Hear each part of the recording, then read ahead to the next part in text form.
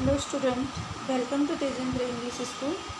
आज मैं आपको स्टैंडर्ड थर्ड में हिंदी पढ़ाऊंगी। ये एक चैप्टर नहीं है, ये एक कहानी है। ये एक सूझबूझ की और एक समझदारी की। और इस कहानी में ईश्वर चंद्र विद्यासागर जी की एक बचपन की घटना है जो मैं आपको पढ़ाकर समझाऊंगी। ये कहानी बहुत सुंदर है। ये चैप्टर से पहले एक कहानी दी हुई है आपकी बुक में जो मैं आपको सुनाऊंगी। ध्यान से सुनिएगा। ईश्वर चंद्र विद्यासागर अपनी माँ से बहुत प्रेम करते थे। वे उनकी किसी भी बात को कभी नहीं टालते थे। एक दिन स्कूल से आने के बाद वे अपने घर के आंगन में बैठे पढ़ रहे थे। तभी किसी ने दरवाज़ा खटखटाया। जब उन्होंने दरवाज़ा खोला तो देखा कि एक बूढ़ी महिला दरवाजे पर खड़ी थी।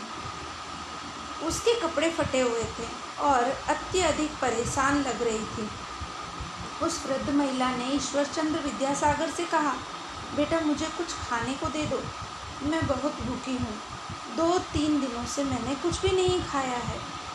उस महिला के मुख से बेटा शब्द सुनते ही ईश्वर चंद्र विद्यासागर बहुत भावुक हो गए और दौड़कर माँ के पास गए। वे बोले, माँ, दरवाजे पर एक वृद्ध महिला खड़ी है जो बहुत गरीब और भूखी है, उसे थोड़ा भोजन दे दो। उस महिला को माँ के भोजन करवा दिया। लेकिन ईश्वर चंद्र विद्यासागर का मन अब भी उस महिला को देखकर द्रवित था। इसलिए उन्होंने अपनी माँ से आग्रह किया। अब देखिए, इस चैप्टर में क्या एक वृद्ध महिला को देखकर जो ईश्वर चंद्र थे उनका मन अभी भी नहीं, उनकी माँ ने भोजन तो करा दिया लेकिन उन्हें अभी भी उसके प्रति दया थी। तो उन्होंने अपनी माँ से कहा, आग्रह किया, माँ, इसे अपने हाथ का सोने का एक कंगन दे दो, इससे कुछ दिनों तक भूखे न रहना पड़े। यानी उन्होंने अपनी माँ का सोने का कंगन मांगा कि इन्हें दे देते हैं तो कुछ दिनों तक इन्हें भूखा नहीं रहना पड़ेगा। मैं बड़ा होकर आपके लिए 2 कंगन बनवा दूंगा। अपने बेटे का गरीबों के प्रति दया का भाव देखकर माँ भी भावुक हो गई और उन्होंने अपना एक कंगन उस महिला को दे दिया। वह वृद्ध दोनों को आशीर्वाद देते हुए चली गई। ईश्वर चंद्र विद्यासागर जब बड़े हुए तो उन्होंने एक दिन अपनी माँ से कहा, माँ चलो आज बाज़ार चलते हैं। मैंने बचपन में आपको जो कंगन दिलवाने का वादा किया था वो आज दिलवा देता हूँ। यह सुनकर माँ हंसी और बोली, बेटा मैं तो अब बूढ़ी हो चुकी हूँ, सोने के कंगन लेकर क्या करूँगी। अगर तुम मुझे कुछ देना ही चाहते हो तो कलकत्ता में गरीब लोगों के इलाज के लिए एक अस्पताल बनवा दो और गरीब बच्चों के लिए एक स्कूल खुलवा दो। इससे गरीबों का इलाज हो सके और धन के अभाव के कारण जो बच्चे स्कूल नहीं जा पाते हैं और इधर उधर घूमते रहते हैं, उनका जीवन सुधर जाएगा। ईश्वर चंद्र विद्यासागर ने अपनी माँ की आज्ञा का पालन किया। यही पुरुष आगे चलकर एक महान समाज सुधारक के रूप में देश में भर में प्रसिद्ध हुए। ईश्वर चंद्र विद्यासागर जी बहुत बड़े एक समाज सुधारक बने। आज उनकी माँ ने अपना लालच न करते हुए उन्हें एक अच्छी सीख दी कि मैं तो बूढ़ी हो चुकी हूँ, मुझे कंगन पहनाने का कोई अर्थ नहीं, पर आप जो मेरे लिए करो, इसलिए आप कलकत्ता में जितने भी गरीब हैं, कोलकाता के अंदर जितने भी गरीब हैं और गरीब बच्चे हैं, उनके लिए आप कुछ करो। तो ईश्वर चंद्र विद्यासागर जी ने अपनी माँ की वही बात मानी और आज वो अभी भी इतने प्रसिद्ध हैं, वो एक समाज सुधारक बनी आगे चल के। तो स्टूडेंट, हमेशा अच्छी समझ और सूझबूझ के कारण अच्छे राह पर चलने से देश में विदेश में भी हमारा नाम होता है। किसी की भी गरीब की मदद करना हमारा कर्तव्य होता है। ठीक है, ये कहानी यहाँ पर समाप्त होती है। चलिए अब हम एक गिलहरी की कहानी पढ़ते हैं ये कहानी भी है, गाई हुई एक सुंदर कहानी है, कविता के रूप में गाई हुई है। इसमें बताया गया है, क्या आपने कभी गिलहरी देखी है? यह अपना घर कहाँ बनाती है? तो ये एक छोटी सी सुंदर सी कहानी के रूप में कविता है जो बहुत सुंदर, इसमें प्रकृति की सुंदरता से परिचय कराया गया है। चैप्टर नंबर है अब ये आपका 4। चैप्टर का नाम है गिलहरी का घर। कविता बहुत सुंदर है। चलिए अब हम कविता पढ़ते हैं। एक गिलहरी एक पेड़ पर बना रही है अपना घर, देखभाल कर उसने पाया खाली उसका कोटर। कोटर का मतलब होता है पेड़ का एक खोखलापन, जहाँ पर एक आपने देखा होगा जहाँ पुराने बड़े पेड़ होते हैं वहाँ पर एक खोखला होता है, खोखल, जो जिसके अंदर एक हॉल जैसा बना हुआ होता है, जिसके अंदर पक्षी या कोई भी जानवर अपना घर बनाता है। तो गिलहरी भी अपना घर बनाने के लिए एक पेड़ की कोटर में, उसको कोटर कहते हैं, कोटर ढूंढ रही है। कभी इधर से कभी उधर से फुदक फुदक कर घर जाती, चिथड़ा गुथड़ा सुतली धागा ले जाती जो कुछ पाती। यानी वो क्या करती, अपना घर बना रही है उस कोटर में, और उस कोटर के अंदर छोटे छोटे तिनके या रुई मिल जाती, या सुतली यानी धागा मिल जाता, या चिथड़े उथड़े यानी कपड़े के छोटे मोटे टुकड़े मिल जाते। उनको ले जाकर मुंह में दबा कर इकट्ठे कर उस कोटर में यानी उस पेट के खोखले में रख रही है। क्या करने के लिए? अपना घर बनाने के लिए। ले जाती वह मुंह में दबाए, कोटर में रख आती, देख बड़ा सामान इकट्ठा, किलक किलक कर वह गाती। और वो उसने क्या किया, धीरे धीरे मुंह में दबाकर इतना सारा सामान इकट्ठा कर दिया, जैसे छोटे छोटे तिनके, कपड़े के टुकड़े, गुठड़े, सुतली, धागा, सारा इकट्ठा करके उसने अपने घर को सजाने के लिए तैयार। और खूब हंसती सामान को देख कर के, मैंने इतना सारा सामान इकट्ठा कर लिया। चिथड़े गुथड़े सुतली धागे सबको अंदर फैलाकर, काट कुतर कर एक बराबर एक बनाती वह बिस्तर। अब वो क्या करती है कि सबको काट कूट कर, सुतली को, धागे को, कपड़े को काट के क्या कर रही है, अपने घर का एक बिस्तर तैयार कर रही है, जिस पर वह अपने बच्चों को आराम से लेटाएगी और खुद भी लेटेगी। ठीक है, चलिए आगे बढ़ते हैं। फिर जब उसके बच्चे होंगे उस पर उन्हें सुलाएगी और उन्हीं के साथ लेटकर लोरी उन्हें सुनाएगी। कितनी अच्छी कविता है। फिर क्या करेगी वो बिस्तर बनाएगी, फिर उस पर उसके बच्चे होंगे तो वो लेटेगी और उस बिस्तर पर उन्हें लिटाकर खूब अच्छी सुंदर सुंदर लोरियाँ सुनाएगी। ओके स्टूडेंट, ये हो गई हमारी कविता फिनिश। चलिए अब हम इसका अभ्यास देख लेते हैं। अभ्यास में है, अभ्यास के अंदर इसमें है क्वेश्चन आंसर दिए हुए हैं। जो क्वेश्चन आंसर देखो मैंने आंसर लिख दिए हैं।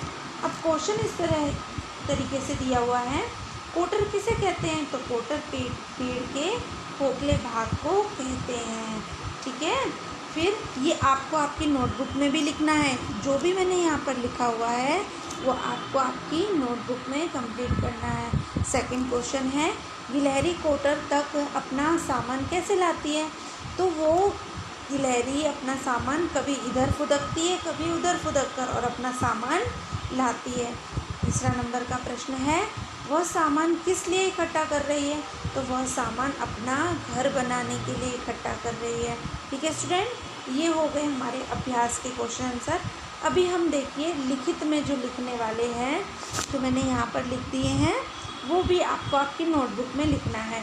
तो पहला प्रश्न है, देखभाल कर गिलहरी ने क्या देख पाया? तो देखभाल कर गिलहरी ने पाया कि उसका कोटर खाली है।